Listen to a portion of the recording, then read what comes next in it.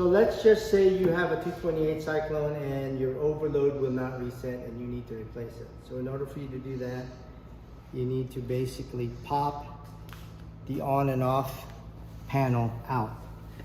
And if you go on the underside, you'll see this little snap with a small flathead screwdriver.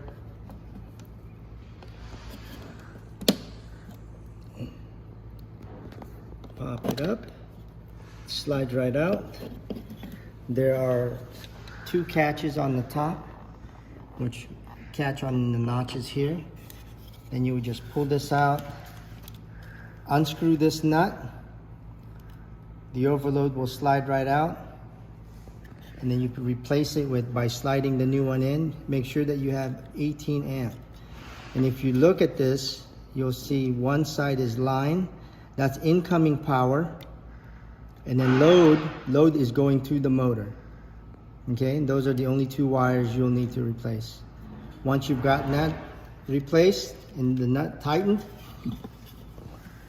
and the wires connected, basically slide it in until the top two tongues are catching and slide the base into place. Okay.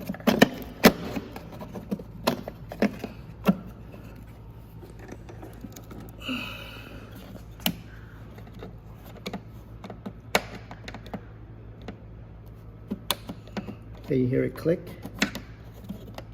and tug on it a little bit just to make sure the on and off switch doesn't pop out. Okay, that's it.